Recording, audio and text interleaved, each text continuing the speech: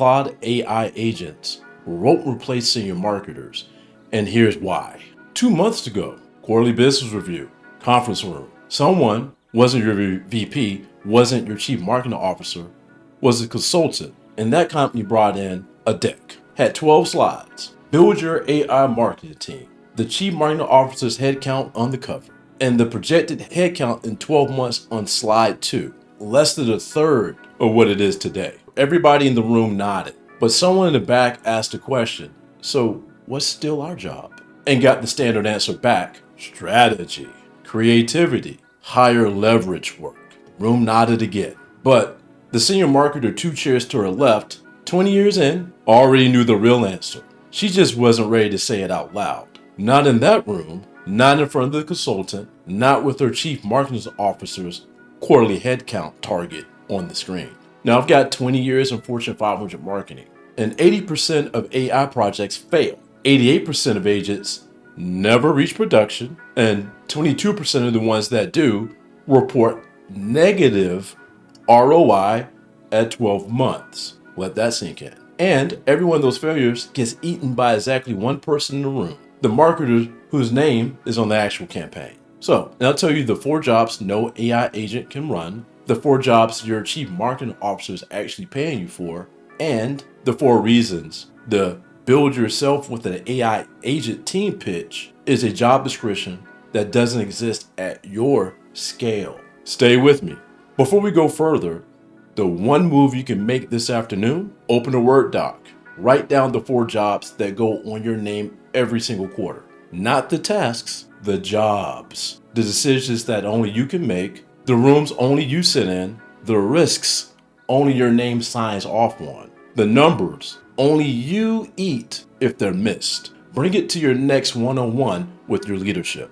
Now, you don't need to win the actual argument. You need her to see the list. Because the day someone walks in with a deck that says, automate this, she'll already know what's left. Now, let me tell you why you didn't say it out loud in that boardroom meeting. Most AI agent demos show like a 6-step marketing campaign run end to end on the screen. What they skip is the room, IT, InfoSec, procurement, marketing automation, customer data, legal, brand. 7 teams, 7 sign-offs. And that's the environment I operate in, and that's the environment this channel is built for. So here's the part the demo skipped. 80% of AI projects fail to deliver business value, which is twice the failure rate of regular IT projects. 73% of those failed projects had no agreed definition of success before launch. Let that sink in. 61% of enterprise AI projects approved on projected ROI never even get measured after launch. Now, those numbers aren't a model problem, they're a job description problem. And the people teaching agents on YouTube have never owned the number that depended on a brand clear deliverable surviving 7 sign-offs. I have. So here are the 4 jobs that agent demos skip and the 4 that stay in your name. 1 is the judgment. That agent can't make the call when there's no clean input. Now, that 73% of failed AI projects had no agreed definition of success. And that's the part that AI agents can't bridge. The senior marketer's job is the decision when the inputs are ambiguous and when the right answer is unclear, but the deadline is now.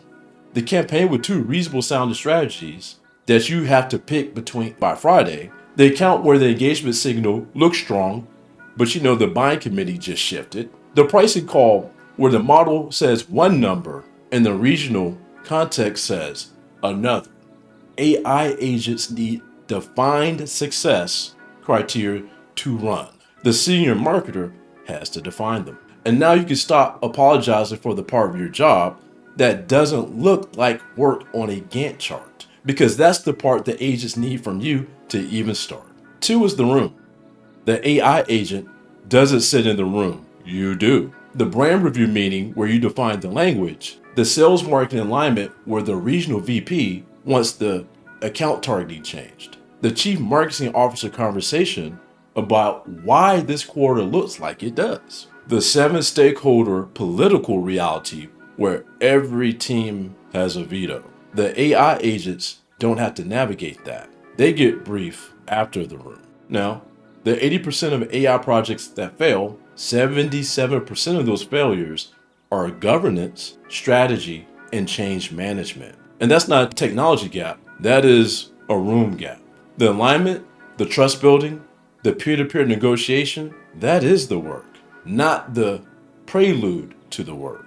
And now you can name what nobody calls a job description, but everyone actually pays you for. The room is the job. Now, if this is the conversation you've been waiting for, hit that subscribe button. 3 is the brand. The AI agent doesn't get fired for putting a competitive price comparison in front of the wrong account. The marketer does. Now, I know what you're thinking. AI agents have guardrails now. And here's the truth. The guardrails are rules, but brand is judgment. Imagine this. Let's just say, for example's sake, you have an email nurture sequence that goes live across a few hundred accounts. You have the AI built in. It looks clean during your Q&A process. Now, and the accounts that you emailed are open in the emails, but you notice that the reply rate craters. And after you start analyzing it, you realize that the email sequence was producing the equivalent of micro spam. It was same enough across those accounts that their inbox filters flagged it because the content was too generic and nothing sounded like your actual brand. And that's the work that pattern recognition stays with you. These are the things that you're able to catch weeks before it shows up on a dashboard. 88% of enterprises had AI agent security incidents in 2026. Think about that. Companies spend $14,000 per employee on hallucination protection. Yeah, who even thought that was a line item expense? The work it takes to fact check the AI's confident wrong answers before any of the work actually ships. None of that spending is happening because agents are carrying the risk. It's happening because senior marketers are. And the brand only stays clean with someone whose name on it is willing to actually stop or kill the campaign. So now you can stop framing brand judgment as conservatism. It's the only role of the team that scales the agent safely. 4 is the miss. The AI agent doesn't get the Slack ping when the quarter comes up short. You do. And I'll be straight with you. And this is the one nobody on YouTube wants to name. Ownership of consequence is the unspoken job that defines your seat. 61% of enterprise AI projects approved on projected ROI are never measured after launch. And 22% of agent deployments report negative ROI at 12 months. None of these misses go on the agent's name. They go on you, the actual marketer's name and reputation. It's why your chief marketing officer trusts you with the budget. And it's why your VP defends you when sales pushes back. It's why your job that looks replaceable to one of those AI bros isn't replaceable when the number misses and someone has to walk in the room and explain why. That someone has always been the marketer, and it always will be. And now you could quote the data the next time someone hands you the build your team AI deck thing. The accountability gap is what the deck doesn't price in. Now imagine this scenario. Imagine this time it's that quarterly review. It's 12 months after the meeting where that consultant brought in that AI agent stack deck. Now, the headcount on the cover is the same as it was then. You're not in the slide deck. You're at the head of the table. You ran the quarter. You routed the volume work back to the AI agents, the meeting notes, the email drafts, the dashboard refreshes. But you held those 4 jobs we discussed that actually mattered. That's the judgment call on a small business pilot pivot. The room when sales wanted the target list rebuilt mid-campaign. The brand decision that killed that AI-built deck before legal saw it. The miss you owned in week 10, the one that became the opening manual for the next quarter. Your chief marketing officer opens with 1 slide, the actual pipeline number.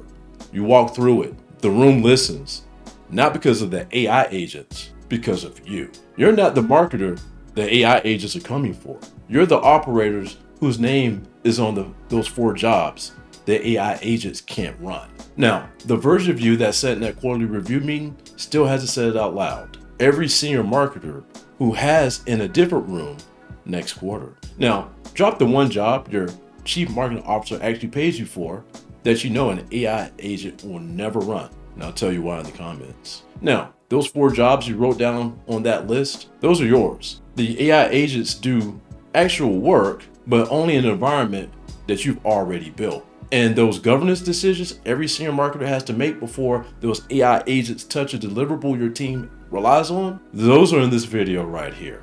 Watch that next. Same audience, different layer, and you'll see why the AI agents that work in your environment look nothing like the AI agents that can build your team deck. And that's what nearly 20 years sitting in the action room teaches you. If this helped you, share it with someone who actually needs it, and I'll see you in the next one.